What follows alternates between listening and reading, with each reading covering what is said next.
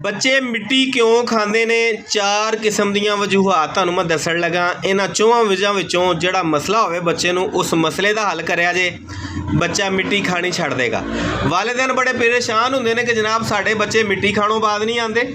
ਉਹਨਾਂ ਦੇ ਹੱਥ ਵਿੱਚ ਚਾਕ ਕਲੀ ਆ ਜਾਏ, ਕਿਸੇ ਦੀਵਾਰ ਦੇ ਕੋਲ ਖੜੇ ਹੋ ਜਾਣ, ਉਂਗਲਾਂ ਮਾਰ ਮਾਰ ਕੇ ਮਿੱਟੀ ਕੱਢ ਕੇ ਤੇ ਖਾਂਦੇ ਰਹਿੰਦੇ ਨੇ। 4 ਵਜੂਹਾਤ ਸੁਣ ਲਿਆ ਜੇ। ਅੱਲਾ ਦੀ ਰਹਿਮਤ ਨਾਲ ਜਿਹੜਾ ਮਸਲਾ ਹੋਵੇ ਉਹਦੇ ਵੱਲ ਧਿਆਨ ਦੇਣਾ ਜੇ। ਪਹਿਲੇ ਨੰਬਰ ਦੇ ਉੱਤੇ ਬੱਚਿਆਂ ਦਾ ਇੱਕ ਛੋਟਾ ਜਿਹਾ ਟੈਸਟ ਕਰਵਾਓ, ਜਿਹਦੇ ਵਿੱਚ ਬੱਚਿਆਂ ਦੇ ਆਇਰਨ ਦੀ ਕਮੀ ਨੂੰ ਚੈੱਕ ਕਰੋ, ਆਇਆ ਕਿ ਉਹਨਾਂ ਦੇ ਜਿਸਮ ਦੇ ਵਿੱਚ ਆਇਰਨ ਦੀ ਕਮੀ ਤਾਂ ਨਹੀਂ।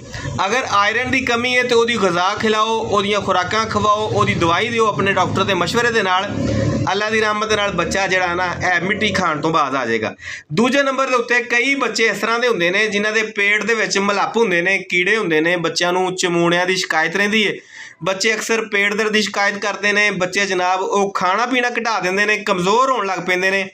ਅਗਰ ਇਸ ਤਰ੍ਹਾਂ ਦੀ ਕੰਡੀਸ਼ਨ ਹੋਵੇ ਤਾਂ ਜਨਾਬ ਬੱਚਿਆਂ ਦੇ ਪੇਟ ਦੇ ਜਿਹੜੇ ਕੀੜੇ ਮਲੱਪ ਨੇ ਨਾ, ਉਹਦਾ ਇਲਾਜ ਕਰਵਾਓ ਤੇ ਬੱਚਾ ਮਿੱਟੀ ਖਾਣ ਤੋਂ ਬਾਅਦ ਆ ਜਾਏਗਾ। ਤੀਸਰੇ ਨੰਬਰ ਦੇ ਉੱਤੇ ਬੱਚਾ ਅਗਰ ਜ਼ਹਿਨੀ ਤੌਰ 'ਤੇ ਡਿਪਰੈਸ਼ਨ ਦਾ ਸ਼ਿਕਾਰ ਹੈ, ਜ਼ਹਿਨੀ ਦਬਾਅ ਦਾ ਸ਼ਿਕਾਰ ਹੈ, ਉਹਦੇ ਉੱਤੇ ਬਿਲਾ ਵਜ੍ਹਾ ਪ੍ਰੈਸ਼ਰ ਪੈਂਦਾ ਰਹਿੰਦਾ ਹੈ, ਯਾਨੀ ਕਿ ਐਵੇਂ ਗੱਲ-ਗੱਲ ਦੇ ਉੱਤੇ ਕੋਈ ਨੋਕਾ ਟੋਕੀ ਚੱਲਦੀ ਰਹਿੰਦੀ ਹੈ, ਤੇ ਬੱਚਾ ਮਿੱਟੀ ਖਾਣ ਦਾ ਆਦੀ ਹੋ ਜਾਂਦਾ। ਚੌਥੇ ਨੰਬਰ ਦੇ ਉੱਤੇ ਬੱਚਾ ਗ਼ਜ਼ਾਈ ਕਮੀ ਦੀ ਵਜ੍ਹਾ ਤੋਂ, ਅਗਰ ਤੁਸੀਂ ਬੱਚੇ ਦਾ ਟੈਸਟ ਕਰਾ ਕੇ ਵੇਖੋ, ਅਗਰ ਉਹਦੇ ਵਿੱਚ ਜ਼ਿੰਕ ਦੀ ਕਮੀ ਆਵੇ ਤੇ ਬੱਚੇ ਦਾ ਜ਼ਿੰਕ ਪੂਰਾ ਕਰੋ, ਇਨਸ਼ਾਅੱਲਾ ਅੱਲਾ ਦੀ ਰਹਿਮਤ ਦੇ ਨਾਲ ਬੱਚਾ ਮਿੱਟੀ ਖਾਣੀ ਛੱਡ ਦੇਗਾ।